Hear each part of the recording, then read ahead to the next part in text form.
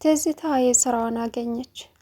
ፍቅሩ ደውሎ ነይ ቶሎ ፖሊስ ሊይዘን ነው፣ እናም ግርምሽ ነቅቷል፣ ግርምሽ ተነቃና ለፖሊስ እናገራለሁ በማለት ጽናት የጠራችኝ ይህን ልትናገር ነው። ስለዚህ አሁን የሆነ ነገር ማድረግ አለብን በማለት ትዝታን ጠራት።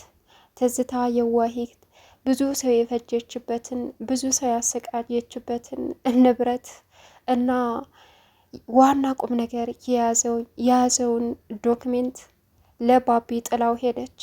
ባቢ መጀመሪያ ቁጭ ብላም እንዳለ ልውሰደው አልውሰደው እያለ እየቃጣ ነበረ።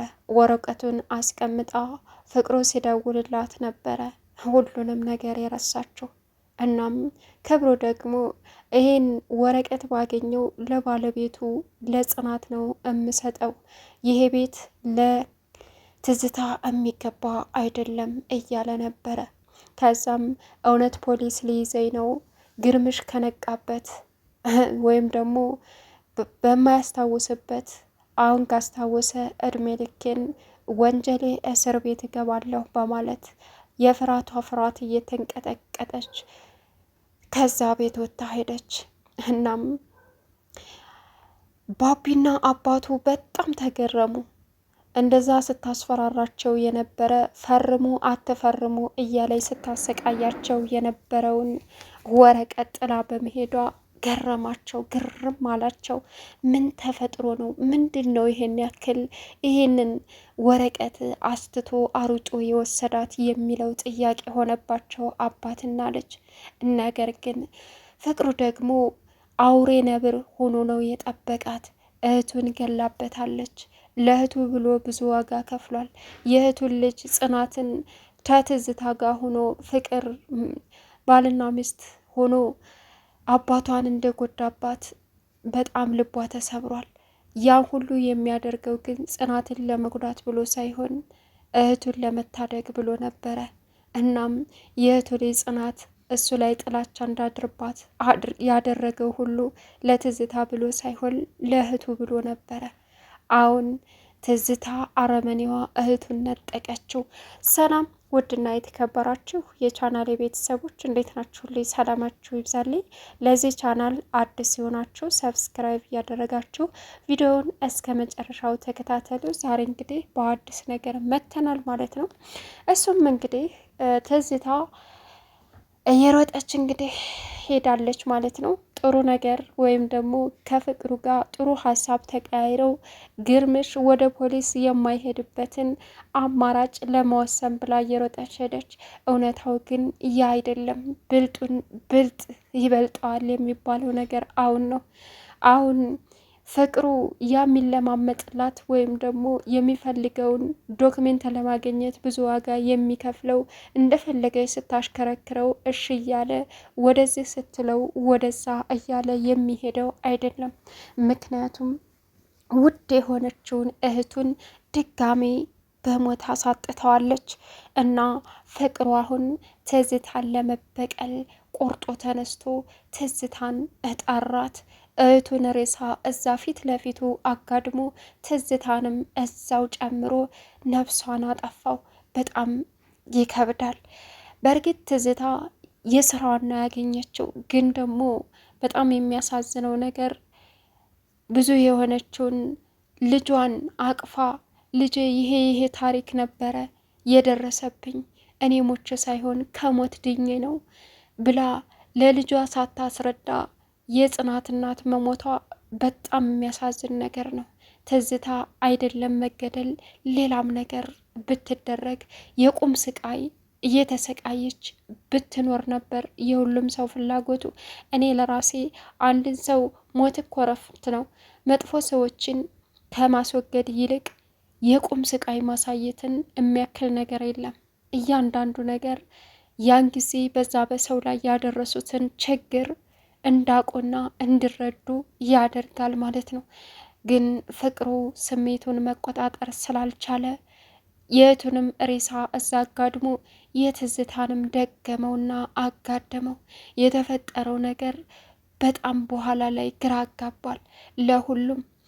እንግዲህ ባቢና አባትየው መመካከር ጀመሩ። አሁን ይህንን ወረቀት ጥላልን ሄዳለች። እኛ ከእሷ ጋር መጨቃጨቅም ሆነ ምንም አይጠበቅብንም። ከሚደራደሩት ሰዎች ጋር ወስደን ማስረከብ ነው አለ የባቢ አባት። ባቢ ደግሞ በፍጹም ይሄ ወረቀት ለማንም ሊሆን አይችልም፣ የትም ቦታ መሄድ የለበትም፣ በፍጹም እኔና አንተ ተስማምተን ይሄ ወረቀት ሰጥተን የምናመጣው ብር ለእኛ ጦስ ነው ይዞብን የሚመጣው። ስለዚህ እባክህን አባዬ ለባለቤቱ ልስጠው፣ ለምክንያት ነው እዚህ ጥላው የሄደችው። እባክህን ስንት ሆነው መከራቸውን አይተው ያገኙትን ቤት የሰሩትን ቤት ብዙ ነገር ሆነው የተገኘን ነገር እባክህን አባ አናሳጣቸው አለ። ከዛም የባቢ አባት ደግሞ ብሩ ያስፈልገኛል እያልኩ ነው፣ በፍጹም አይሆንም፣ የማይታሰብ ነገር አታድርግ ልጄ በማለት ተቆጡት። እሱም ተናደደ። አይ እንግዲህ እኔ ጽናት እንደዛ እየሆነች ስትጎዳ ማየት አልፈልግም። ይሄ ገንዘብ ለራሳቸው ለባልተቤቱ እንጂ ለማንም ሊሆን አይችልም። እኔ ህለናይን አሳልፌ መስጠት አልችልም አለ። ከዛም በዚህ ደረጃ ልጅቱን አፍቅረሃታል ማለት ነው አሉ አባትየው። ከዛ እሱም አይደለም ፍቅር ምናምን አይደለም፣ ባፈቅራትም ምንም የሚጎላት ነገር የለም፣ ግን ደግሞ በፍጹም ለእውነት ነው ማድረው። በውሸት የተጓዝነው ጉዞ ትዝታን እያየሃት ነው። አሁን ምን እንደተፈጠረ አይታወቅም።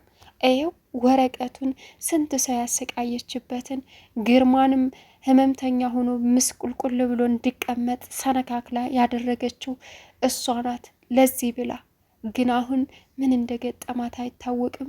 ይህን ሁሉ ሰው ያስወገደችበት ያሰቃየችበትን ወረቀት ጥላ ሂዳለች። ነገ ጧት አንተም በሰራኸው ልክ ምን እንደሚያጋጥምህ አታቅም አባዬ አለ። አባትየውም የገንዘብ ሰው ስለሆኑ እኔ ዝም ብዬ አልሰጥህም ይህን ወረቀት በማለት መደራደር ጀመሩ። ከዛም ወረቀቱን ይዞ ሊወጣ ሲል የባቢ አባት ቆለፉበት። ከዛም ወረቀቱን ለትዝታ አሳልፈ እንዳሰጥ አስቀምጥ በማለት ጥሎ ሄደ። ጽናት ጋር ሲደርስ ስሜቱ ጥሩ አይደለም። እናም ጽናት ደግሞ ባቢ ምን ሆነህ ነው? የኔ ጭንቀት ይበቃል።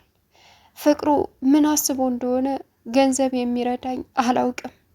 እኔ ከሱ ምንም ነገር አልፈልግም። እሱና ትዝታ በገንዘብ እኛን እየረዱ ምን እንደሚያደርጉን አናውቅም አለችው።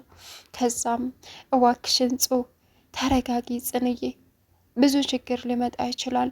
የሚመጣውን ነገር ደግሞ በእርጋታ ማዳመጥና መረዳት አለብሽ። ያንን ነገር እዋክሽን አላት። ከዛም እሺ በቃ በትዕግስት መጠበቅና የሚሆነውን ነገር አሁንም በኋላ ላይ ሁሉንም ነገር ታውቂያለሽ እና በቃ ሳምራዊትም ሆነ እኔም ሆነ ካንቺ ምንም ፈልገን አይደለም ብሎሻል አይደል የሚረዳሽ ሰውዬ። ስለዚህ እነዛ ሰዎች ጊዜውን ጠብቀው እንደሚነግሩሽ ተስፋ አለኝ፣ ለምን እንደሚረዱሽ። ስለዚህ አንቺ ብቻ አትጨናነቂ፣ አባትሽ ላይ ትኩረትሽን አድርገሽ አባትሽን አድኔ። እሱ ከዳነ በኋላ ሌላው እዳው ገብስ ነው አላት። እሷም እውነትህን ነው፣ እያሳሰበኝ ያለው የአባዬ ሁኔታ ነው። ግን ደግሞ ለምን ጥላቶቼ ለምን እኔን ሊረዱ ቻሉ የሚለው አልዋሽህም፣ አልደብቅም፣ አልዋሽህም፣ ጨንቆኛል አለችው። መጀመሪያ እኮ አትጨነቂ አልኩሽ። አባትሽን አይደል የምትፈልጊው? ይዳንልሽ። በምንም ሁኔታ ይሁን በኋላ እውነትና ፀሐይ ተደብቃ ስለማትቀር ፈንድቆ ይወጣል አላት ባቢዬ አመሰግናለሁ። አንተ ባትኖር እንደዚህ የሚያጽናናኝ ማን አለ በአሁኑ ሰዓት? ፈጣሪ አንተን የሰጠኝ በምክንያት ነው አለችው። ከዛ እሱም እንደ ጽኑ አታመስገኝኝ አላልኩሽም? እመኝኝ፣ እያንዳንዱ ነገር ከጎንሽ ነኝ፣ እንዳታስቢ በፍጹም አላት። እሷም በደስታ እሺ አላስብም ከዚህ በኋላ አለች። እንግዲህ ትዝታ ደግሞ እዛ ተሰናብታለች። ብሩክ አሁን ምንድን ነው የሚለው? አይገርምም። በኋላስ ታሪኩ እናትህ የእህትህን ወይም ደግሞ ያሳደገህን አባትያህን ሚስት ገላ አባትህ ደግሞ እሷን ገደላት ይባላል። ፍቅሩ የብሩክ አባት ነው። አይገርምም? በጣም የሚያሳዝን ነው። አሁን አድጎ ይህን ታሪክ ሲሰማ ያለው አመለካከት ምንድን ነው? ብሩክ በተፈጥሮ ግርምሽና ትዝታ ጽናት ሆነው አብረው እንዲኖሩ እንጂ በፍጹም አጎቴ ብሎ ነው የሚጠራው። አባቴ የሚለው ሰው እናትህን ገሎብሃል ሲባል ምንድን ነው የሚያደርገው? በጣም ያሳዝናል። እናም አንዳንድ መጥፎ ሰዎች ከራሳቸው አልፎ የሰውን ህይወት የልጆቻቸውን ህይወት ያበለሻሻሉ። እናም የትዝታ ሁኔታ እንግዲህ የሚያመለክተው ይህንን ነው። በጣም የሚያሳዝን ነገር አይገርምም?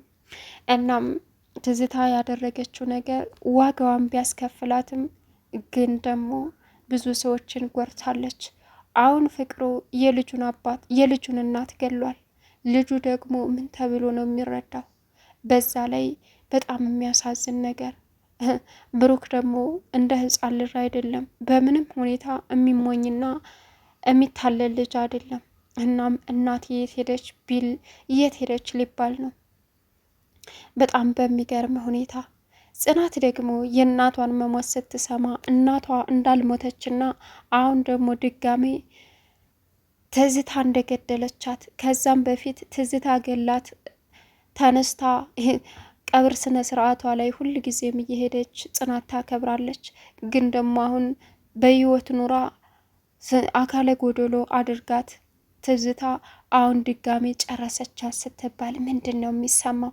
በዛ ላይ ፍቅሩ አጎቷ መሆኑን ስታቅ ምንድን ነው የሚወጣት?